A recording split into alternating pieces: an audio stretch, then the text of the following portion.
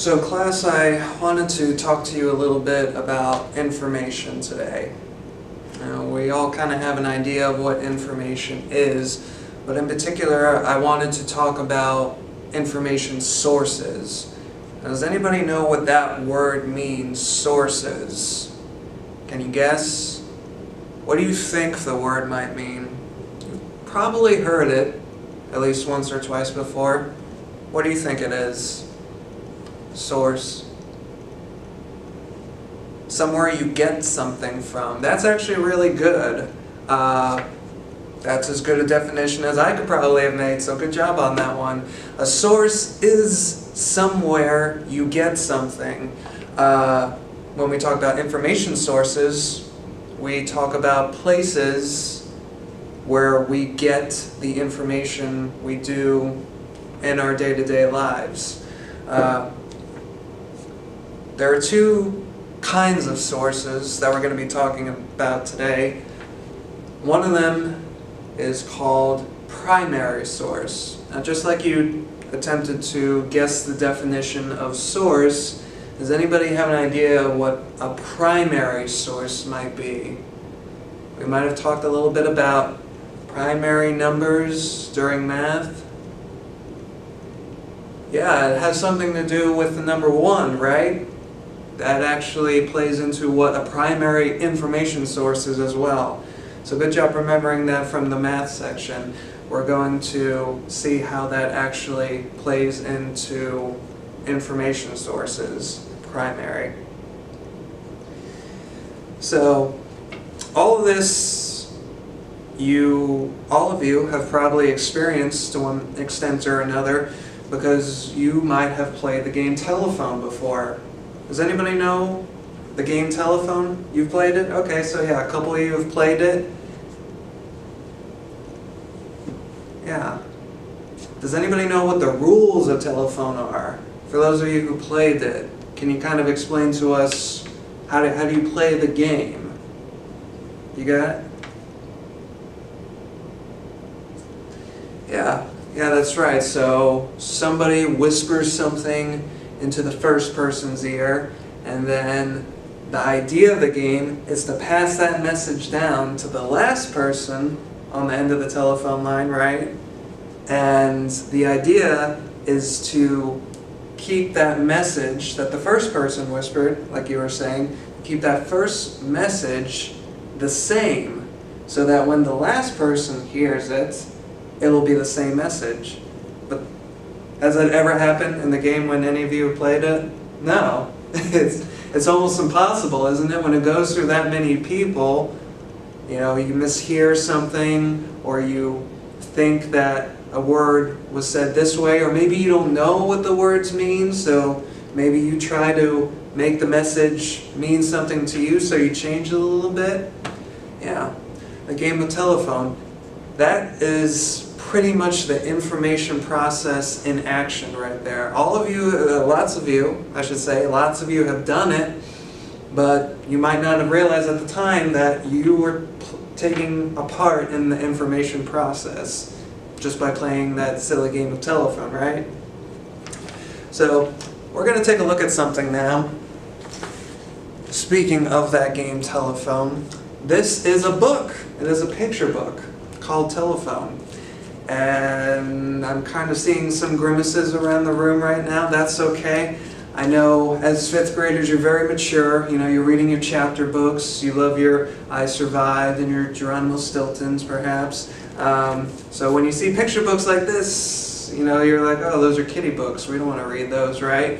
Well, I, your teacher, Mr. Cruz, I am of the opinion that good writing is good writing. And whether it's in a picture book, or it's in a chapter book, or it's in like one of those huge books that maybe you see your family read at home, if it's good writing, it doesn't matter what shape it comes in. If it's a picture book, it's going to still affect you the same way. And this is a really good picture book. I love this picture book, and I want to share it with you today because it kind of talks about some of the things that we were just discussing, about the information process and this game of telephone. As you can see, that is what the book is called. So maybe some of you can kind of guess where this is going. You see the birds there. So this is a book by Mac Barnett. He's a fabulous picture book writer.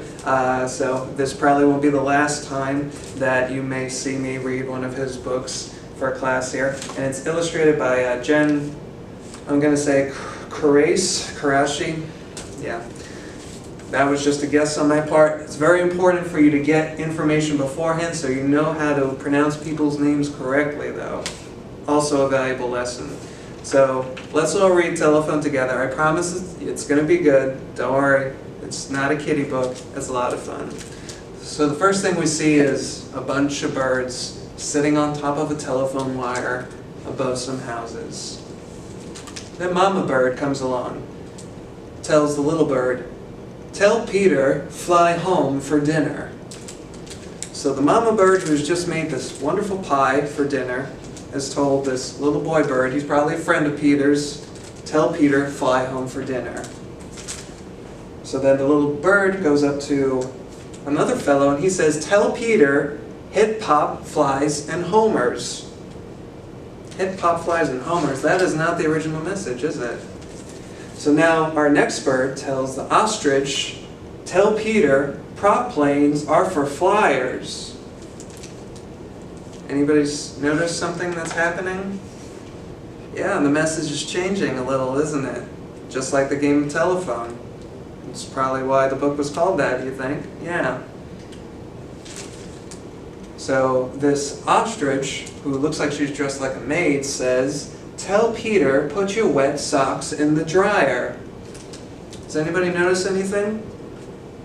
Yeah, the messages are rhyming, so like they're kind of close to what was originally said. But remember how we said that sometimes you might change the message a little bit to make sense to yourself, but it's not actually what was communicated to you? Kind of the same thing going on here, right? So now, this is a little rock star looking bird. He says, "Tell Peter, rock stars are admired." What's that? You think you noticed something? Yeah, that's right. Each bird is kind of changing the message to fit their personality a little bit, right? The rock star bird talked about rock stars. The maid talked about putting wet socks in the dryer. So what's this one? A little toucan that looks like with binoculars. "Tell Peter, crocodiles are bad liars." And now this fellow, the pelican, "Tell Peter, lobsters are good hiders." "Tell Peter," says the duck, "my monster truck has big tires." Now the turkey on the telephone wire, he says, "Tell Peter, I'm too high up on this wire." Keep changing the message. Little firefighter bird, "Tell Peter something smells like fire." Message keeps changing.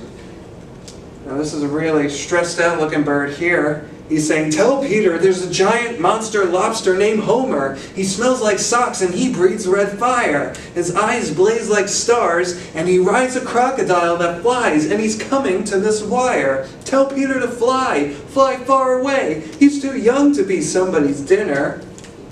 Anybody notice what happened there? Yeah, he was kind of combining all the messages together. Just a big stew of information, right? And then he blows a little birthday whistle at the owl for no apparent reason. So the owl, oh look, it's Peter. What is the owl gonna say? Can anybody guess?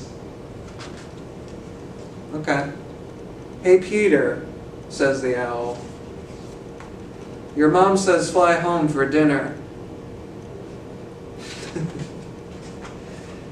And that is telephone. So did any of you see that coming?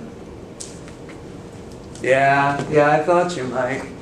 Yeah, Mac Barnett, he's got a funny way of writing books. He does good jokes like that. So what did we learn from that?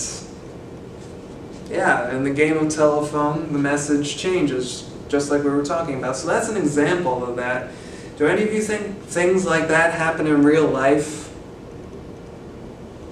Yeah?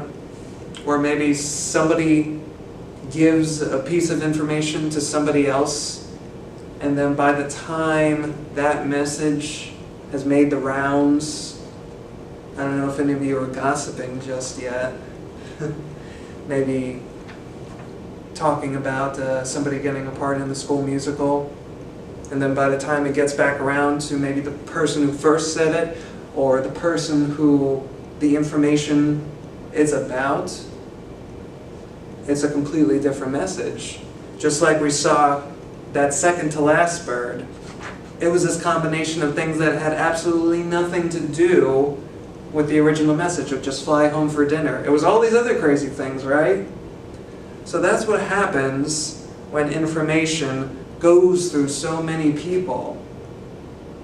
You guys think that's a good or a bad thing? Yeah, it seems like a bad thing, right?